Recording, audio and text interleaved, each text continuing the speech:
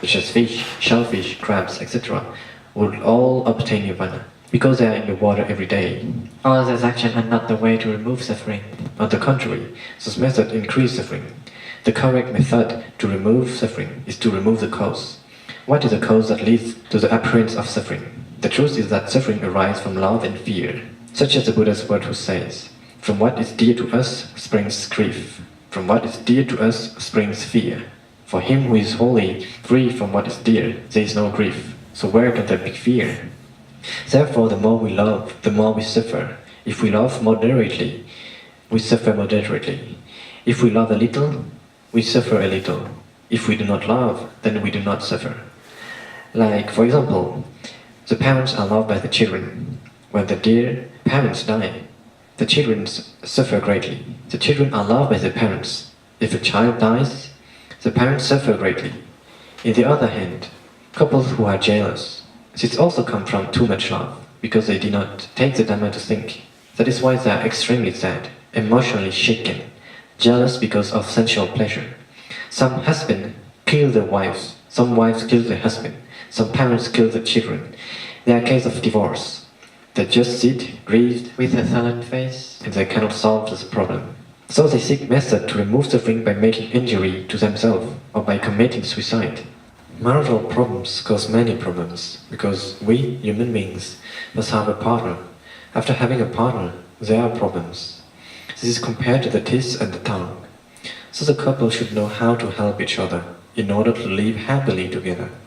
The husband shall help his wife through 5 Dhamma. First, give value to the woman. Second, not to lower the woman. Third, not to be unfaithful. Fourth, the woman shall be the head in the housework. Fifth, give her ornaments. Some husbands do not dare to walk with their wives. They say they feel shame. They hide them so that others do not know they have a wife. This is called not to give value to the wife. Some husbands shout at their wives, saying that her family is low and ignorant, that she lacks of education. Sometimes they hit them, insult them, blame them, etc. This is called to lower the woman. Some husbands are unfaithful to their wives. They go to fetch another woman, which creates family problems. This is called to be unfaithful to the wife. Some husbands do not give money to the wives to keep it for the preparation of food, etc. They always inquire about the money because they do not trust their wives. This is called not to give importance to the wife in the house. Some husbands do not allow the wife to visit others from time to time, and do not allow the wife to put makeup because they are afraid that others fall in love with their wives. The consequence is that the wife becomes nostalgic of the period when she was a teenager, when she could put makeup to go wherever she wants. She was like others. Now that she has a husband, the husband does not allow her to put makeup, which makes her disappointed to have a husband. This is called not to give ornaments to the wife. If the husband helps his wife through these 5 Dhamma, the wife should also help the husband through 5 Dhamma in return. First, to do a good job. Second, to be kind to the husband. Third, not to be unfaithful to the husband. Fourth, to preserve well the possession that the husband has obtained. Fifth, to be hardworking and not lazy in all tasks. The couple should have these 5 Dhamma in order to help each other, to live together in happiness without jealousy, because they trust each other. Jealousy between husband and wife comes from lack of trust and from too much love. On the other hand, the love of one's possession is also a problem. When possessions are stolen or burned or carried away by flood, the mind is depressed, sad, regretful of the possessions. On the other hand, because of too much love, we are afraid of the various losses. We have fear of the enemy, fear of poverty, fear of difficulties, fear of death, fear of not being able to sleep. As the Buddha's word who says, all beings fear torture, all beings fear death. Comparing others with himself, one should not kill by himself, or even ask others to kill. We all love ourselves more than anything in the world. Another verse from the Buddha says, people can strive to search in all directions. They will not find anybody that he loves more than himself. We love ourselves more than anybody else. This is why people who love themselves should not hurt others. All suffering comes from love in this way. Therefore, if a person is experiencing this kind of suffering, you have to think that all things have to separate sooner or later. Even if we do not go, others will be separated from us. We do not know how they will be separated from us. They go in a way or another, or they will leave us because of less, but they will necessarily leave us in a way or another. The people who remain with us for eternity do not exist.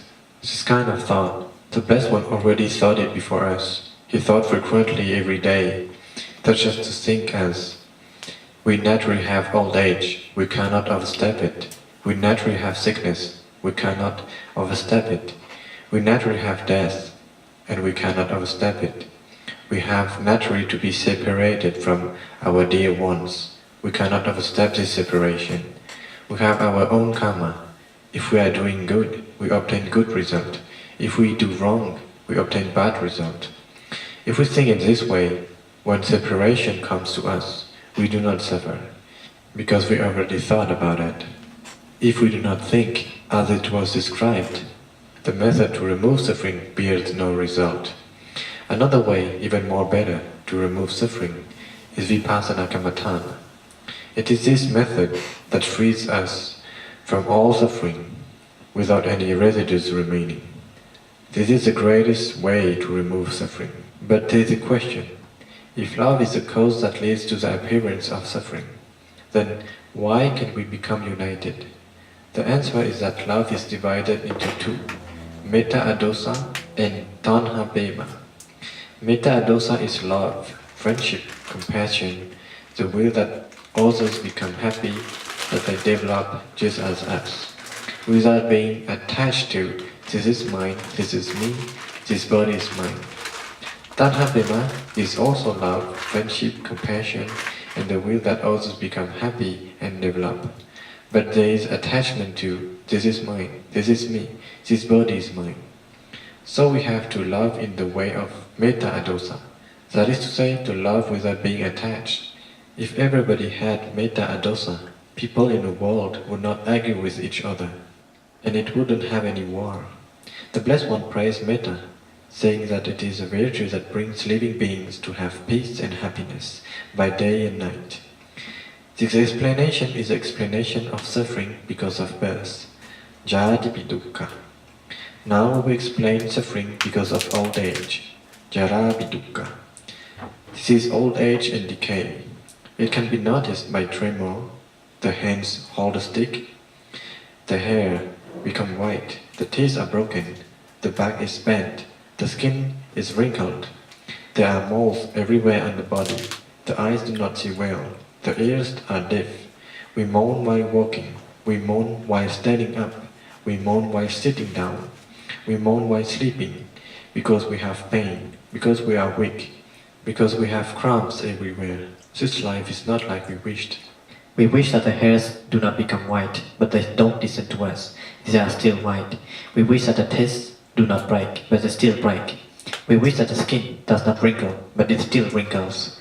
We wish that the back does not bend, but it still bends. We wish that the eyes do not become blind, but they are still blind.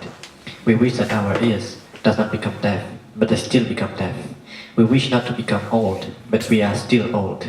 We wish not to become sick, but we are still sick. We wish not to die, but we still die. It is always against all our wishes. So this body is not under the control of our will. This old age, no one can stop for us not to become old.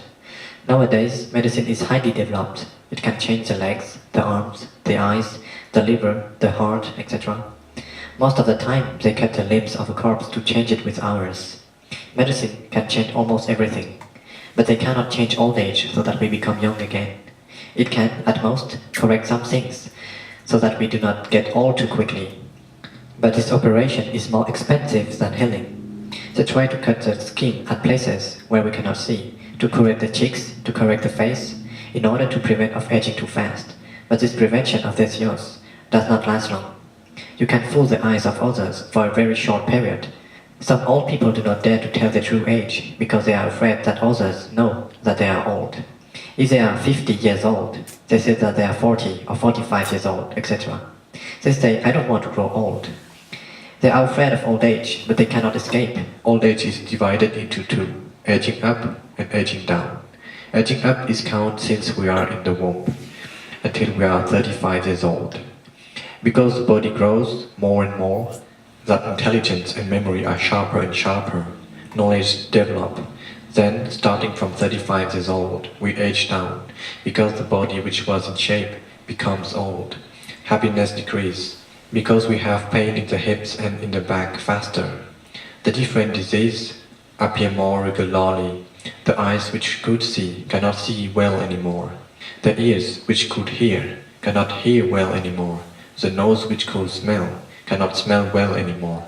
The tongue which could taste delicious things do not know how delicious it is anymore. The body which was sensitive to the touch is not sensitive anymore. The memory which could memorize become defaulting and more forgetful. We are more and more confused. The intelligence which could think swiftly about different things decreased gradually. When you are old, it's become harder to endure hot and cold weather. When it's hot, he says it's too hot. When it's cold, he says it's too cold. This is called to age down. Old age does not choose the age, whether we are young or old. The truth is that we become older since we are in the womb. Such as when the mother says to others, I'm pregnant of so many days or so many months. This means that the life of living beings gets old every second, every moment of consciousness. We human beings like our haircut, the beard, the mustache, the nails, the teeth, the skin, etc. We make the effort to beautify ourselves and to put makeup to be beautiful.